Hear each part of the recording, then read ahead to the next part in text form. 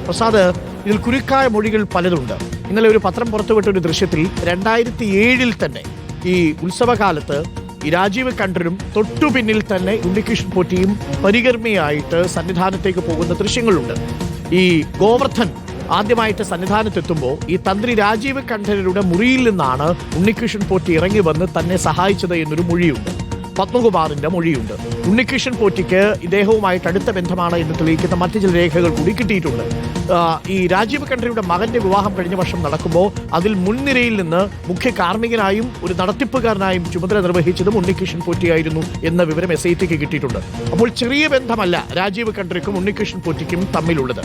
ഇപ്പോൾ പുറത്തുവരുന്ന വിവരങ്ങളുടെ അടിസ്ഥാനത്തിലാണെങ്കിൽ ഉണ്ണികൃഷ്ണൻ പോറ്റി, രാജീവ് കണ്ഠർ, പത്മകുമാർ, ഇവരെ 3 പേരെയും, ഗോവർദ്ധൻ, ഇവരെ 4 പേരെയും ഇരുത്തി ചോദ്യം ചെയ്താൽ കാര്യങ്ങളുടെ ചുരുളഴിയും. ഒരുപക്ഷെ അങ്ങനെയാണെങ്കിൽ ഇത് 2019 മാത്രം നിൽക്കില്ല, അതിന് പിന്നിലേക്ക് പോകും.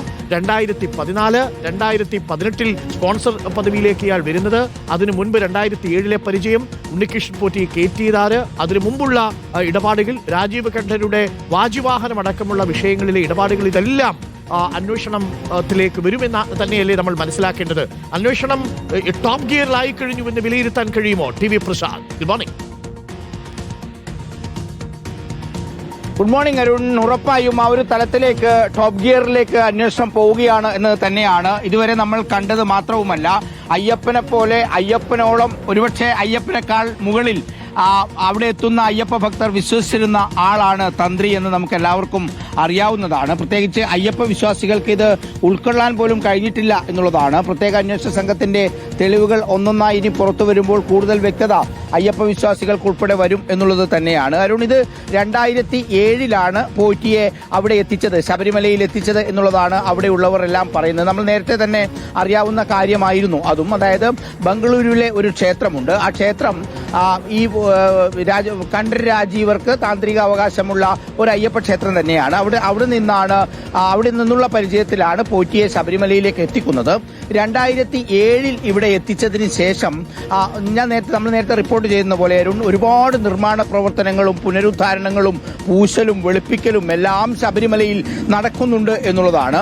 ഇതിൽ എല്ലാം ശബരിമലയിൽ എല്ലാ കാര്യങ്ങളും നിയന്ത്രിക്കുന്നത് തിരുവിതാംകൂർ ദേവസ്വം ബോർഡ് ആണെങ്കിൽ പോലും തന്ത്രിയുടെ വാക്ക് അതിലേറെ പ്രധാനപ്പെട്ടതാണ്. അത് ഏത് തലങ്ങളിലായാലും തന്ത്രിയുടെ അനുവാദം വാങ്ങാതെയോ തന്ത്രി അറിയാതെയോ നടക്കില്ല എന്നുള്ളതാണ്. അത് താന്ത്രിക വിധികളുടെ ആചാര്യൻ എന്ന നിലയിൽ മാത്രമല്ല, പൊതുവിൽ വിശ്വാസികളാണ് മിക്കവാറും അവിടെ ശബരിമല ദേവസ്വം ബോർഡിന്റെ പ്രസിഡന്റായി വരികയും ചെയ്യുന്നത്. പലപ്പോഴും അത് CPIM നേതൃത്വം നൽകുന്ന സർക്കാരാണെങ്കിൽ പോലും പത്മകുമാറിനൊക്കെ പോലെയുള്ള വിശ്വാസികളെയാണ് പലപ്പോഴും അതിനുവേണ്ടി തെരഞ്ഞെടുക്കാറുമുള്ളത്. അതുകൊണ്ട് തന്ത്രിയോട് ചോദിക്കാതെ ഒന്നും ചെയ്യില്ല. ചുരുക്കത്തിൽ തന്ത്രി അറിയാതെ അവിടെ ഒരു ഇല പോലും അനങ്ങില്ല എന്നുള്ളതാണ്. പക്ഷേ അവിടേക്ക് തന്ത്രി എത്തിച്ച പോറ്റി ഈ കാര്യങ്ങളെല്ലാം ചെയ്യുന്ന ഒരു ഇടനിലക്കാരനായി വളരെ പെട്ടെന്ന് മാറി എന്നുള്ളതാണ്. ആദ്യം അവിടുത്തെ ചെറിയ കാര്യങ്ങളൊക്കെ കീഴ്ശാന്തിയുടെ സഹായിയൊക്കെയായി നിന്ന്, പക്ഷെ വളരെ പെട്ടെന്ന് സ്പോൺസറായി വളരുകയായിരുന്നു അരുൺ. പിന്നീട് അവിടുന്ന് അങ്ങോട്ടേക്ക് 2008 മുതൽ തന്നെ ഈ പറയുന്ന കലാപരിപാടികൾ ശബരിമലയിൽ തുടങ്ങി എന്നുള്ളതാണ്. അതാണ് ഇനിയിപ്പോൾ ദുരൂഹമായി കാണേണ്ടത്. ഒരുപക്ഷെ നമ്മളിപ്പോൾ ഇപ്പോൾ ചർച്ച ചെയ്യുന്ന 2 FIRകൾ, ഒന്ന് ഇപ്പം നമ്മൾ പറയുന്ന കട്ടിളപ്പടിയിലെ ഈ സ്വർണ്ണപ്പാളിയിലെ സ്വർണ്ണമോഷണവും ദ്വാരപാലകത്തിലെ ആ സ്വർണ്ണമോഷണവും അടക്കമുള്ള 2 FIRകൾ മാത്രമാണ് നിലവിൽ പ്രത്യേക അന്വേഷണ സംഘത്തിന്റെ പരിധിയിലുള്ളതെങ്കിൽ പോറ്റിയും കണ്ഠർ രാജീവരും തമ്മിലുള്ള ബന്ധം തുടങ്ങിയ 2007 ശേഷം ശബരിമലയിൽ നടന്ന ദുരൂഹമായ ഒരുപാട് ഇടപാടുകളുണ്ട്. അതിൽ പുനരുദ്ധാരണമുണ്ട്, നിർമ്മാണങ്ങളുണ്ട്, ഈ പറയുന്ന സ്വർണം പൂശലുണ്ട്, കൊടിമര നിർമ്മാണമുണ്ട്, അങ്ങനെ ഒരുപാട് നിർമ്മാണങ്ങളുണ്ട്. അതിലേക്ക് കൂടി പ്രത്യേക അന്വേഷണ സംഘത്തിന് കടക്കാൻ കഴിയുമോ എന്നുള്ളതാണ്. പക്ഷേ ഇവർക്കൊരു സമയപരിമിതി ഉണ്ട് എന്നുള്ളത് കൊണ്ട് എത്രത്തോളം മുന്നോട്ട് പോകാൻ കഴിയും എന്ന കാര്യം അറിയില്ല. പക്ഷേ അരുൺ, ദുരൂഹമായ ഒരുപാട് ഇടപാടുകൾ ഇവർ തമ്മിലുണ്ട് എന്ന കാര്യം വ്യക്തമാണ്. ഉണ്ണികൃഷ്ണൻ പോറ്റിയും തന്ത്രി കണ്ഠർ രാജീവരും തമ്മിലുള്ള വലിയ ബന്ധത്തിൽ നിന്നാണ് ഈ കാര്യങ്ങളെല്ലാം നടന്നത് എന്നുള്ളതാണ് ഇതിന്റെ ഏറ്റവും പ്രധാനപ്പെട്ട പ്രശ്നം. പത്മകുമാർ പറയുന്നത് പോലെ ദൈവതുല്യനായ ആളോട് പോറ്റിക്കുള്ള ബന്ധമായിരിക്കാം ഒരുപക്ഷെ പത്മകുമാറും പോറ്റിയും തമ്മിലെടുക്കാനുള്ള കാരണമുണ്ടായത്. അത് തന്നെയായിരിക്കാം വാസുവിനുമുള്ള കാരണമുണ്ടായത്. ഒരുപക്ഷെ ഉദ്യോഗസ്ഥർക്കും അത് തന്നെയായിരിക്കാം. അതിന്റെ പ്രധാനപ്പെട്ട ആളായി തന്ത്രി കണ്ഠർ രാജീവർ മാറിയോ എന്നുള്ളതാണ് വരും ദിവസങ്ങളിലെ അന്വേഷണങ്ങളിൽ ഇനി മനസ്സിലാക്കേണ്ടത്. ഓക്കെ, ഇതിൽ ഒരു കാര്യം കൂടിയുണ്ട്. ഇതിനകത്ത് കൗതുകമുള്ളൊരു കാര്യം, അഥവാ നമ്മളെ അത്ഭുതപ്പെടുത്തുന്നൊരു കാര്യം. ഈ യുവതീ പ്രവേശനം ഉണ്ടാവുമ്പോഴേ ഈ കനകദുർഗയും ബിന്ദു അമ്മണിയും സന്നിധാനത്ത് കയറുമ്പോൾ അന്ന് രാജീവ് കണ്ഠര് അതിനുശേഷം നടയടച്ചൊരു വലിയ ശുദ്ധികലശം നടത്തുന്നുണ്ട്. അന്ന് രാജീവ് കണ്ഠര് പറഞ്ഞത് ആചാരലംഘനം നടന്നാൽ ശുദ്ധികലശം നടത്തണം എന്നുള്ളതാണ്. ഇന്നിപ്പോൾ അറസ്റ്റ് റിപ്പോർട്ട് വായിക്കുമ്പോൾ അതേ ആചാരലംഘനം ഈ തന്ത്രി തന്നെ നടത്തിയിരിക്കുന്നു എന്നുള്ളതാണ് ഇതിലെ ഒരു കൗതുകവും ആശ്ചര്യവും ഉണ്ടാക്കുന്ന ഒരു ഞെട്ടലും ഉണ്ടാക്കുന്ന ഒരു പ്രധാനപ്പെട്ട കാര്യം അല്ലേ ടി വി പ്രസാദ്? മാത്രമല്ല ഈ കണ്ഠര് രാജീവര് 2015 അവിടെ ഈ കൃഷി വകുപ്പിൽ നിന്ന് റിട്ടയർഡ് ഉദ്യോഗസ്ഥനായതിനു ശേഷം പൂർണ്ണ തന്ത്രിയായിട്ട് സന്നിധാനത്തെത്തുന്നത്. കണ്ഠര് മഹേശ്വരിയുടെ മകനാണ് മോഹൻ കണ്ഠര്. ഈ താഴമൺ തന്ത്രി കുടുംബത്തിൽ തന്നെ നേരത്തെ വിവാദമുണ്ടായിരുന്നു. മോഹൻ കണ്ഠരുടെ കാര്യത്തിലാണെങ്കിലും ഒക്കെ ശോഭാ ജോൺ കേസ് വലിയ കുപ്രസിദ്ധി നേടിയ ഒരു കേസാണ്.